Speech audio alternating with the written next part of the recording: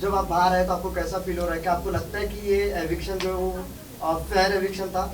मुझे लगता है कि पहली जैसे ही मैं बाहर आई मुझे बहुत लोगों का प्यार दिखा, जहाँ पे लोगों ने बोला कि they really understood what kind of person I am. आप लोगों ने मुझसे कन्वर्सेशन तो किया है, लेकिन मेरी एक्चुअल पर्सनालिटी जो मैं रियल में हूँ वो भी आप लोगों ने देखा है। इस चीज़ का मुझे बहुत खुशी है कि मैं एक बहुत अच्छे इमेज के साथ बाहर आई हूँ।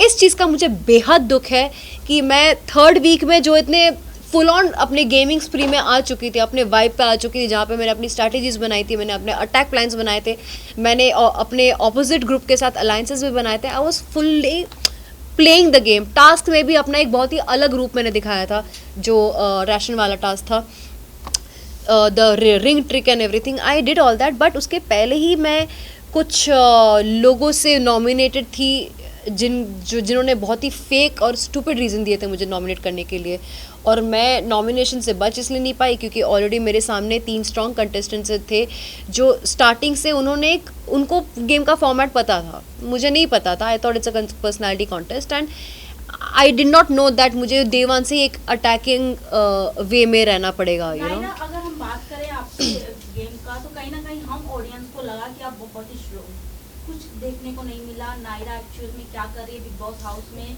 उसने क्या क्या खेला वो दिखाई नहीं, तो कहीं ना कहीं ऑडियंस को ऐसा लगता है कि कनेक्ट नहीं हो पाए, या कहीं ना कहीं जैसे कि रोहित सर ने कहा कि वोटिंग कम आई। वोटिंग का वजह ही ये है कि आपको देखा ही नहीं गया। एग्जैक्टली हमें हम जहाँ वो कर रहे थे, एक्सपेक्ट कर रहे थे पिशाचनी जैसे शो में आपका एक रूप देखने को मिला, हमें लगा कि नायरा फुल्ली सबका फाड़ देगी, बट हमें वो नहीं देखने को मिला।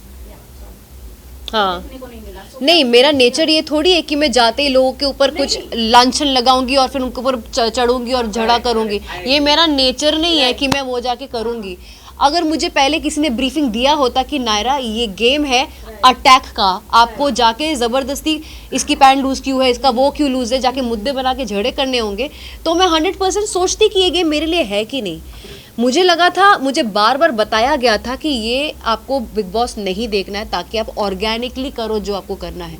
एंड ऑर्गेनिकली आप जब किसी नए जगह पे जाते हो आपको 1-2 हफ्ता लगता ही है आपके आसपास के लोगों को समझने के लिए और आपकी वाइब समझने के लिए, which was a very natural process. तो मेरा वही हुआ। तीसरे हफ्ते में मैं सब कुछ समझी, मैं स्टेबल फील करने लगी और मैं अपना गेम खेलना शुरू की थी। पहले हफ्ते में आपको एक बार वार्निंग मिली थी, पहले हफ्ते में सलमान खान ने आपके साथ पूरा वीकेंड का वार भी किया था, वार्निंग मिली थी, लेकिन आपको नहीं लगता कहीं ना कहीं आपने लेट कर दिया? तीसरे वीक में आप दिखना स्टार्ट हुई, गेम खेलने में थोड़ी सी मैं वही तो कह रही हूँ ना, मैं गेम को समझी नहीं थी। Being opinionated does not mean I have to scream and give my opinions, right? मेरा तरीका, सपोज मुझे सपोज आपका और मेरा कुछ एक डिसएग्रीमेंट हुआ है, आप चिल्लाओगे, इंसान तब चिल्लाता है या फिर इंसान तब अपना वॉल्यूम हाई करता है जब सामने वाला इंसान आपका सुनना नहीं चाहता। बट मेरा तरीका ही है आपको बाजू में बिठा के बात करना, अपने ओपिनियंस उस तरह देना। प्लस लोगों को लगा था कि मैं बहुत डोमिनेटिंग हूँ, लोगों को लगा था मैं बहुत डोमिनेटिंग हूँ। मैंने जब लोगों को किचन के रूल्स बनाए या फिर बाथरूम के रूल्स बनाए, मैं इतनी डोमिनेटिंग थी तो लोगों ने मुझे चैलेंज क्यों नहीं किया? क्यों किसी ने मुझे काउंटर नहीं किया? क्यों किसी ने ये नहीं बताया कि मुझे कोई हक नहीं कुछ बोलने का, बाकी लोगों को डिक्टेट करने का? Why nobody challenge me? सब मेरी बात सुन के बैठ क्यों गए फिर? तो मैंने तो अपना काम निकलवा लिया ना लोगों से। नायरा, टॉकिंग अबाउट यू, जब आप घर से बाहर निकल रही थी, यू सेड कि guys it's okay, we knew it only, but जब आप बाहर निकली, we have seen your emotional side के इतने जल्दी नहीं, ऐसे कैसे, मैंने गेम अभी स्टार्ट किया था, तो व्हाट यू वांटेड टू से, एक्सपेक्टेड था ये चीज़? मुझे लगता है कि मैं डिसअपॉइंट बाहर आके इसलिए हुई क्योंकि क्लियरली लाइफ में मेरा जितना तामझाम था, चीज़ें थी, फन चीज़ें थी, मेरी इंटरेक्शंस थे, मेरे पर्सनालिटी के बाकी जो चीज़ें थे वो क्लियरली दिख रहा था, जो एपिसोड में नहीं डाला था। और मुझे नहीं पता है कि वो एपिसोड में क्यों नहीं डाला था। मैं अज्यूम कर रही हूँ कि नहीं डाला था क्योंकि मेरा कोई पर्सनल फाइट नहीं था किसी के साथ। अभी अगर किसी के साथ मेरा पर्सनल नहीं फाइट हुआ है तो मैं ज़बरदस्ती जाके फाइट नहीं कर सकती ना, that is against my nature. तो उसको मैं क्रिएट कैसे करूँ? मैं समझी गेम को, मैं लोगों की असली चेहरे जब पहचानी तब मेरे को रियलाइज़ होने लगा कि मैं कैसे किस किस को एलिमिनेट करना चाहती हूँ, because I saw the real faces. But day one में ज़बरदस्ती किसी के साथ मुद्दा उठाना, इट्स नॉट पॉसिबल। हुआ ही नहीं मेरे साथ, किसी ने ना मुझे चैलेंज किया ना मैंने किसी को किया, सब तो मेरी बात मान के बैठे थे। आपको नहीं लगता कि चाहत ने ये बहुत अच्छे से बिग बॉस का सिनेरियो देखा और उसका बहुत ज़्यादा फायदा उठा रही है, झगड़े और मुद्दे बना? सच में घर पे जहाँ तक हम ऑडियंस को चाहत इतना लोगों को नहीं पता था भी चाहत कौन है, बट टीवी शो की है आई नो, बट कहीं ना कहीं बिग बॉस से जिस तरीके से टीआरपी उन्हें मिल रहा है बहुत शॉकिंगली है। सी चाहत है समबडी जो बहुत चिल्ड आउट रहती है घर में, बहुत चिल्ड आउट रहती है, वो कभी कभी सोती भी रहती है और ग्रुप में बैठने के बावजूद भी वो बात तक नहीं करती है। आप लाइव में उनको ऑब्जर्व करना, उसके कुछ चीज़ों के वजह से, फॉर एग्जांपल बेड वाला जो मुद्दा हुआ था वो उन्होंने, आप अगर एपिसोड देखोगे, उन्होंने एक बार भी अपने मुंह से नहीं बोला कि मुझे स्नोरिंग या चीखने की वजह से बेड अंदर सोना नहीं है। वो बोलने जा रही थी कि मुझे नहीं अंदर सोना है, तब किसी ने बोला कि हाँ वहाँ बहुत स्नोरिंग होती है, किसी और ने बोला था वो। तो उसने क्या किया, वो बेड बाहर सोना चाह रही थी लेकिन सामान अपना घर के अंदर ही रखना चाह रही थी, जिसकी वजह से विविन तड़प गया था। एंड विविन ने उसके ऊपर जब झाड़ा तब उसने काउंटर दिया। तो घर पे भी वो खुद से कभी अपना ओपिनियन नहीं देती हैं। आज तक जितने भी ओपिनियंस हुए हैं उन्होंने ओपिनियन नहीं दिया है। वो गई भी है तो लोगों ने उसको जाने बोला है कि आप बीच में मत पड़ो। एटलीस्ट मैंने चिल्ला चिल्ला के अपने कुछ ओपिनियंस दिए हैं। वो सिर्फ डिफेंस में ही अपना बताती हैं, डिफेंस में ही। वो पकड़ा था, गैस का पकड़ा था, शी वॉज क्राइंग। जब मैंने उसके ऊपर चिल्लाया, वो पार्ट तो चलो टेलीकास्ट में दिखाया नहीं, जब मैं उसके ऊपर चढ़ी थी कि तुम घर के साथ नहीं रहना चाहती हो, कोई बात नहीं, तुम्हें खाना रोकने का हक किसी को नहीं है, लेकिन एक कर्टसी होती है कि तुम हमसे बात तो कर सकती थी कि आरफिन भाई, नायरा, आप सब लोग, मैं आपके साथ अनशन में नहीं बैठना चाहती। मैं उस पॉइंट पर लड़ी थी उसके ऊपर, जो दिखाया नहीं गया था टेलीकास्ट में, जो मैंने देखा नहीं टेलीकास्ट पे है करके। कहीं ना कहीं ऐसा लग रहा था कि आपकी स्ट्रैटेजी नहीं थी, लोगों की सबकी स्ट्रैटेजी थी। तो सब बिग बॉस देख कर आए थे ना, मैंने नहीं देखा हुआ था ना। कहीं ना कहीं आपके ऊपर, कहीं ना कहीं आपने कम तैयारी करके गए। हाँ, कोई तैयारी मेरे एक्सपेक्टेशन बहुत ज्यादा हाई आपसे थी तो आपसे। expectation थे सी ज़्यादा। नाउ इफ डे वन से somebody, आपके सामने आके अपने फैमिली के बारे में बताती है पूरी तरह से। मैंने भी बताया। ईशा पूरी तरह से आपके बारे में बात करती है अविनाश के साथ, पूरा घर आपके बारे में बात करता है, लेकिन कहीं ना कहीं आप ज्यादा दिखाई नहीं दी और आपने कोई खुलकर बोला नहीं। आपके बारे में हाँ। बात हुई घर में, लेकिन आपने वो मुद्दे वोकली नहीं उठाए। मेरे बारे में बात हुई लेकिन किसी ने मुझे डायरेक्टली नहीं बोला, तो मैं उस चीज़ का क्या करूँ फिर। क्या आपने अच्छा पीआर टीम नहीं लगा? ऑनेस्टली स्पीकिंग मुझे भी नहीं पता कि सबसे बेस्ट पीआर कौन था, कौन होना चाहिए था मेरा उस टाइम पे। I don't know. नायरा, आपका नाम शहजादा के साथ जोड़ा जा रहा था और ऐसे हम कई, किसने जोड़ा है? और घर वाले, और ऐसे कई लोग हम देख रहे हैं जो घर वाले अंदर ही अंदर एक दूसरे का नाम जोड़, जैसे अविनाश के साथ ईशा का जोड़ा जा रहा है और करणवीर के साथ चुम को लेके छेड़ रहे हैं। तो आपको क्या लगता है कौन सा रियल कपल आने वाले टाइम में बनेगा, या फिर क्या फेक दिख सकता है, या बिग बॉस के लिए सब कहते हैं? मुझे लगता है करण एंड चुम का हो सकता है, क्योंकि गेम के लिए रियल फायर मैंने किसी में भी नहीं देखा है, सच कहूँ तो। See Isha is very intelligent girl. Rajat जैसा बंदा जो लड़कियों के साथ इजीली फ्रेंडशिप नहीं करता है, वो उसको भाई बहन का रिश्ता उन्होंने ऑलरेडी इस्टेब्लिश कर लिया एंड बहुत स्ट्रॉन्ग रजत बिलीव्स इन हर। जबकि बाहर से हम सब ने देखा है कि Isha has a point of view and a negative point of view for everybody. All of us have seen that. तो जिस दिन रजत को शौक मिलेगा उसको उस दिन शौक मिलेगा। हैविंग सेड दैट, उसको थोड़ा सा अपसेट भी हुआ था जब वोटिंग हो रही थी स्टेज पे, एंड रजत के लिए किसने, बग्गा भाई ने किसी के लिए, बग्गा भाई ने शायद करणवीर के लिए 2 शब्द बोले थे, करणवीर इसके लिए। लेकिन ईशा बीइंग द सिस्टर जो भाई बहन कर रही थी, वो उसने दो बातें नहीं की स्टेज पे आके उसके बारे में, रजत के बारे में। सो उसको वो डिसअपॉइंटमेंट लगा था। सेकंड सिचुएशन, इन लोगों ने कुछ इम्प्लाइड प्लान ये किया था कि मुस्कान को बचाना चाहिए एविक्शन से। रजत, क्या कहना चाहिए विकेट के बारे में? जो मैं एक बात कंप्लीट कर रही हूँ। उस टाइम पे ये एक चल रहा था कि हमें मुस्कान को बचाना है एविक्शन से, okay.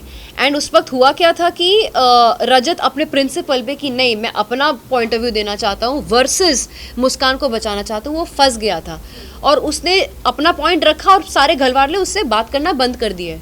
Y? Because he did not go for saving Muskan.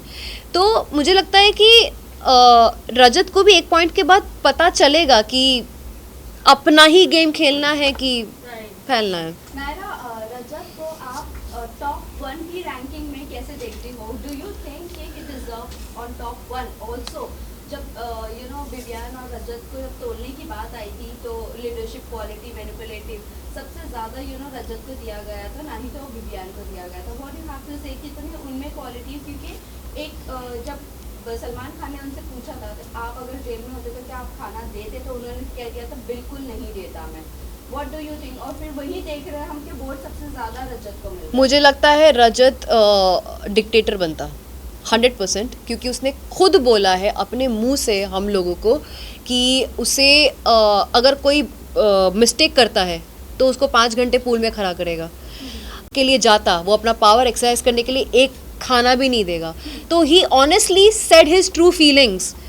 तो हमें, और मुझे ये पता है जब ये वाला टास्क हुआ था जहाँ पे चुम, आरफीन और रजत के बीच में मैंने रजत का गुड्डा हटाया था, मेरा रीज़न बाद में ये भी था कि तुम बहुत ज़्यादा इम्पल्सिव हो।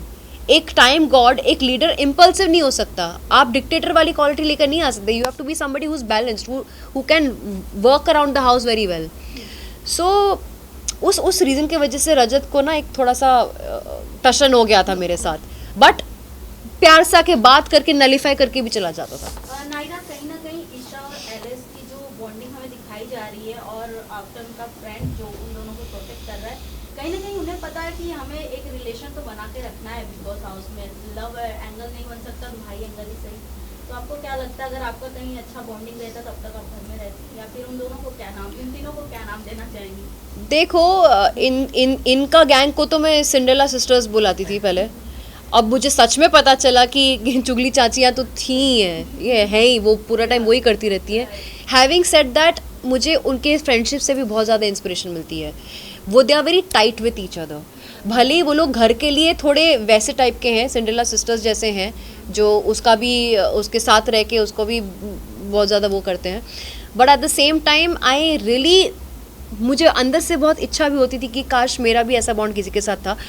एंड अनफॉर्चुनेटली मेरा बॉन्ड ऑलमोस्ट 2 जन के साथ ऐसा बन भी गया था, श्रुतिका और शहजादा के साथ। इट्स जस्ट दैट मेरा जब गेम ही स्टार्ट हुआ तभी के तभी ओवर हो गया। नायरा, वैसे तो शहजादा और श्रुतिका के साथ, लेकिन आपके लिए एक बात बोली गई थी कि कहीं ना कहीं कुछ वक्त बाद आप एलिस, ईशा लोगों का ग्रुप ज्वाइन कर सकती हो। तो अगर आप घर में होती क्या वो एक ग्रुप फॉर्म होता? क्योंकि एलिस के साथ बात शुरू हो गई थी। मैं सामने से जब क्या हुआ था, सारा जेल में बैठी थी, बग्गा भाई को बोल रही थी, अच्छा शिल्पा और करणवीर के साथ तुम्हारा रिलेशन कैसा है? तो बग्गा भाई बोले हाँ ठीक है, अच्छा ठीक है, उनको छोड़ देते हैं। ये नायरा और शहजादा का जो जोड़ी है ना, बहुत स्ट्रॉन्ग जोड़ी बन रही है। मुझे इन लोगों को सबक सिखाना है। फिर बग्गा भाई ने बोला उसके रिटर्न में कि मुझे एलिस और इन तीनों को भी सबक सिखाना है, क्योंकि एलिस और ईशा हमेशा बग्गा जी के ऑपोजिट में जाती थी, करेक्ट? तो ये चीज़ शहजादा ने सुन लिया था कि हम 5 को टारगेट किया जा रहा है, मुझे शहजादा को, अविनाश को, एलिस और ईशा को, हम 5 को टारगेट किया जा रहा है टॉर्चर करने के लिए। शहजादा मुझे लेके भागा उनके पास, हमने सारा पोल खोल दिया कि हमें टारगेट किया जा रहा है, ये दोनों जेल कैदी बैठ के। तो तभी के तभी they also got a shock of their life. And फिर मैंने ये चीज़ प्रपोज किया कि इस हफ्ते हम एक दूसरे को क्रॉस नहीं करेंगे, लेट्स बी एन अलायंस, लेकिन ऐसा अलायंस जो पूरे घर वाले नहीं देखेंगे, क्योंकि घर वाले देखेंगे तो हम सबकी नज़र में आ जाएंगे, उनके और अलग अलग स्ट्रैटेजीज आनी शुरू हो जाएगी। सो येस, अलायंस की डिस्कशन ऑलरेडी हो चुकी थी, हम एक दूसरे के साथ नॉर्मली बिहेव कर रहे थे, लेकिन अंदर से we were an alliance together, all of us. Last question. Who do you think is the fake contestant of the house?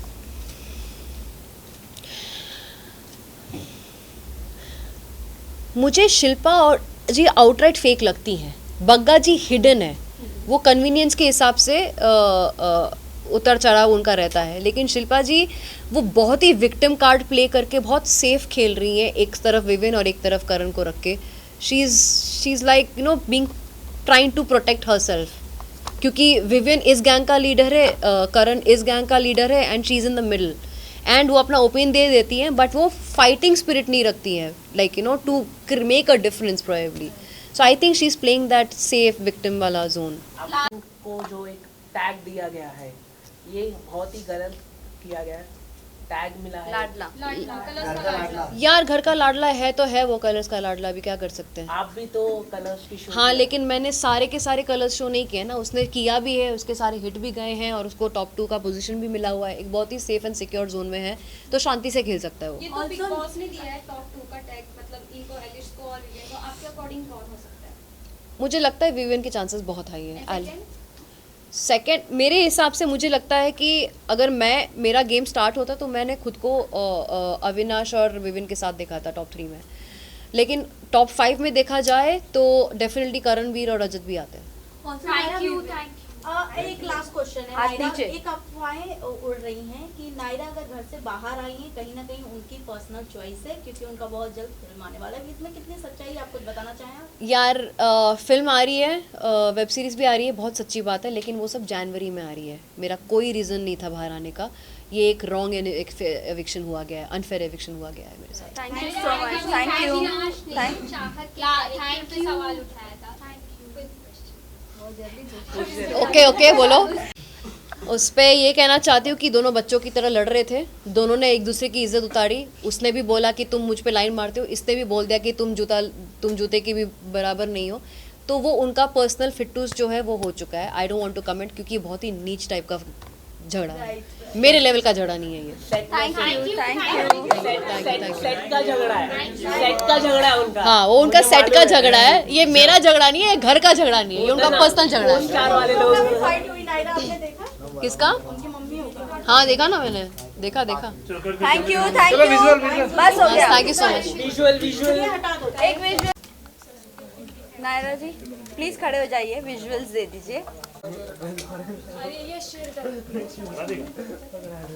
भाई कैमरा नीचे लो। ए सर कटी बिल्ली। बस मैम सामने।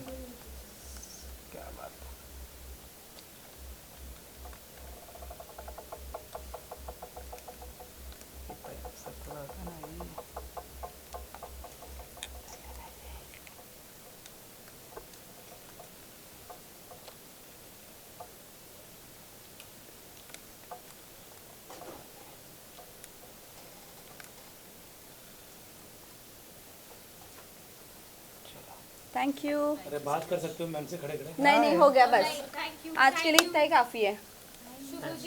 तो मेरा तो बात कर सकती है जाके, समझा ना। बाद में बात करेंगे।